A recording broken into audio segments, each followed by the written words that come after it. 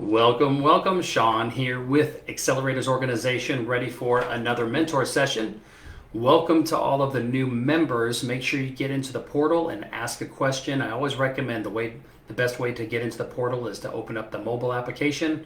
On the bottom right hand side, click the little 9 button thingy, and then go to the AO portal and ask a question. All right, let's get this thing started. We've got 5 questions today. The first question comes from Emily, and Emily says, what makes a good marketing person?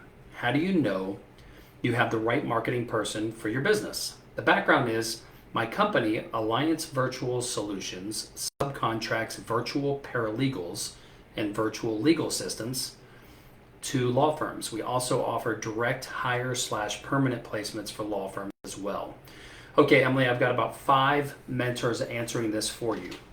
What makes a good marketing person, and how do you know if you've hired the right one? Well, before I hire anybody, I want to make sure that I understand what results, outcomes, personality, and someone that meets our core values before I hire them. Because a good marketing person and the right person that you've hired will be meeting. They will be aligned with your core values, and they will be reaching the outcomes in which you have specified that you have placed on their roles and duties for their position. As the business owner or the manager hiring this person, it's up to me to determine what outcomes and results I want from them.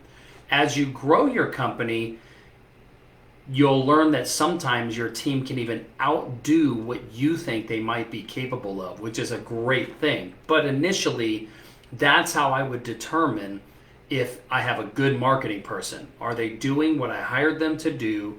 Do they meet the core values of the company from an attitude and personality perspective? Are they happy? Are they performing? That's how I'm going to determine it. All right, hope that helps. Next question comes from Rohit, and Rohit says, are core values and a value statement interrelated? What is the difference? The background is I have a set of core values for my company, and I'm about to write a value statement. I'm not sure if I explained why I'm using such core values for type of culture I want, or is it targeted at specific audience? Okay, I've got about 9 mentors answering this for you, Rohit. There is a difference between core values and a value statement. And traditionally, a value statement is what's called a unique selling proposition. If you go into the portal, into the resource center, into branding, there is actually a document called Branding 101, Brand Strategy 101. If you'll print out that document, it explains all of this for you. And you can actually, it gives you exercises on how to write everything down. But a unique selling proposition is, or a value statement is basically something that goes to your potential customers of what your value is. Why do they want to buy from you? What makes you unique? What is going to be intriguing to them? Core values can also be applied to the way that people look at the way you do business, but core values are very important inside your company with the people that you hire, because you want those people aligned with your core values from an everyday perspective. Okay, so that's where the difference is. Unique selling proposition or value statement is, what do you do that's unique? How do you bring value to a client that intrigues them enough to want to buy from you? Okay, hope that helps. Okay, the next question comes from Christine, and Christine says, how to go about rebranding process. The background is I'm a real estate realtor with Keller Williams. I have my own brand within Keller and need help knowing how to best brand it and market it. I have a team logo, the shortened branding initial, and team logo with brokerage. I have 2 nice signs that don't have branding, and nothing really flows right now. What would you suggest as to make sure my brand is on point? I'm confused, thanks. I've got about 6 mentors answering this for you, and Tom Black, one of the mentors I'm going to have answer this for you, he actually has helped many real estate agents that operate under brokerages from a sales coach perspective. He's really good at this. But The first thing I would say is I would need to know, if I'm in your shoes, I need to know the branding requirements of what kind of brand things I can do while still making sure that I'm affiliated with Keller Williams. My assumption is that someone in the Keller Williams brokerage marketing person is probably going to have specific requirements and things that you have to abide by when putting together signage and business cards and websites and things like that. And I would lean on that person because I'm sure they've been down this road before and know how to help you figure out all that stuff. Now, I don't know if they have somebody on their team that is a graphic designer and is really good at helping you build your brand. If not, shoot me a message in the mobile application, just in the bottom right hand side of the mobile application. Tap that bottom right button, click on contact concierge, and let me know that you might need an introduction to a graphic designer, and I can introduce you to somebody. But I would certainly lean on the Keller Williams team because I'm sure that they've been down this road before and can give you some good guidance. That's probably where I would look. Okay? Hope that helps. Okay, next question comes from Alex, and Alex says, do you recommend laying off seasonal employees or paying them during slow times? The background is we are a seasoned landscape business that suffers during the winter time because I've never really put together a winter business. I added that, Alex.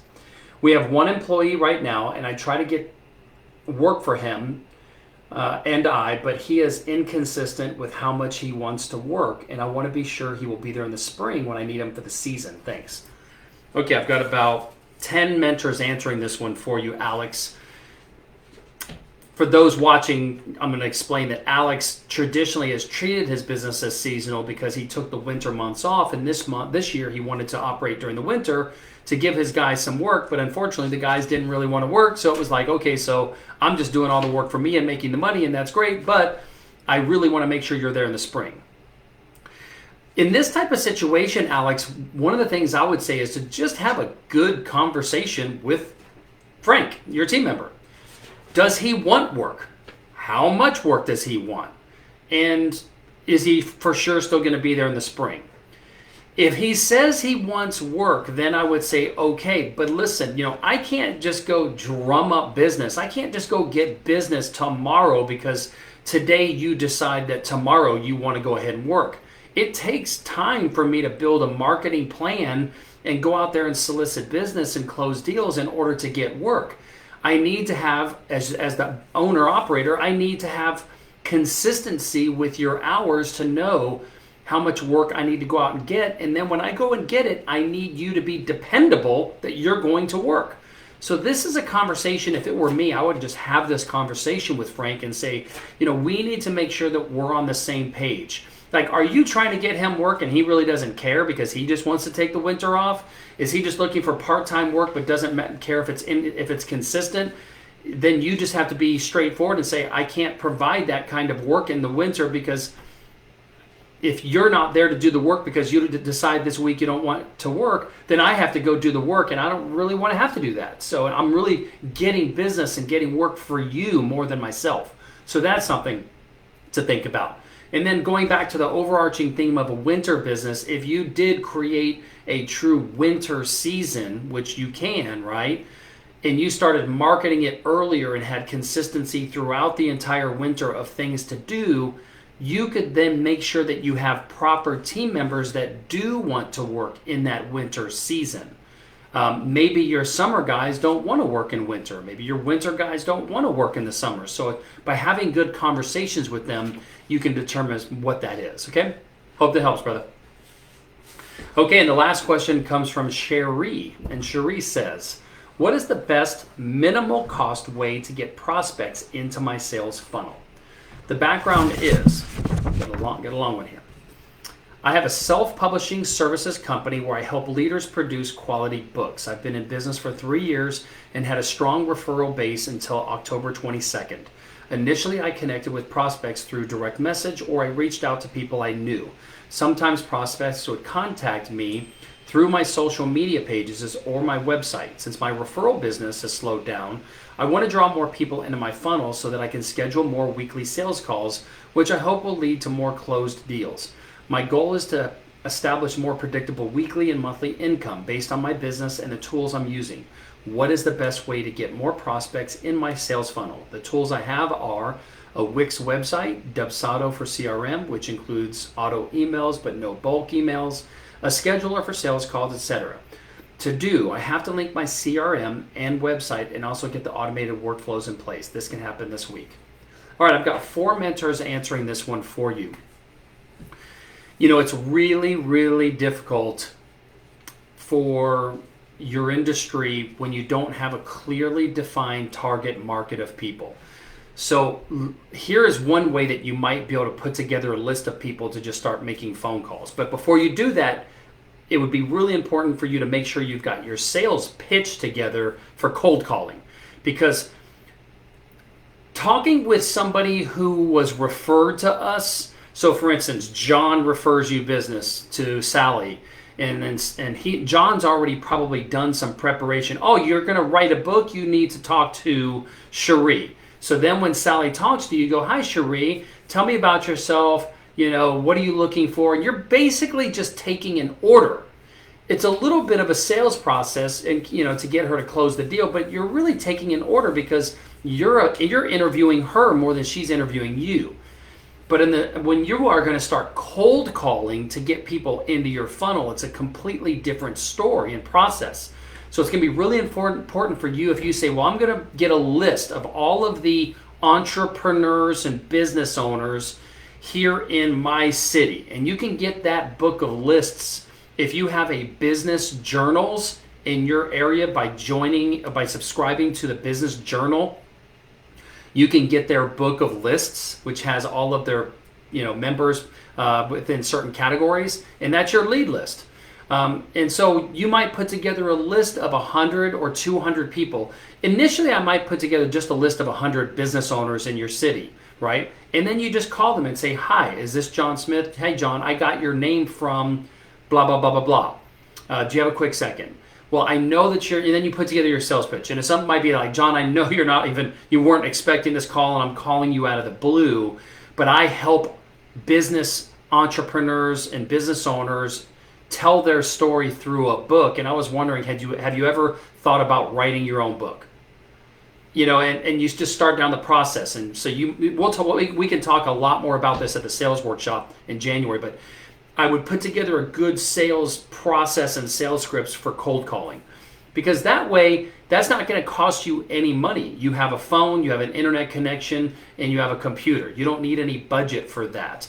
I started my last company selling computers to hotels, doing zero marketing other than joining the local general managers hotel association in Memphis, Tennessee, which was only a few $100s. And then once or twice a year, I would get a booth at the general managers conference so that I could, get to know more of the general managers. But otherwise, I was simply either driving by the hotel to talk to the general manager, or I was calling the general manager on the phone to set up an appointment to go meet with them. So since you have kind of a higher ticket item, I would probably contact people, confirm that they are a legitimate prospect of somebody who would be interested in potentially writing a book, and then say, what time do you have where I can come by and visit you? And so I would cold call to get the appointment, and then I would go on as many appointments each week with prospective leads who are interested in my service,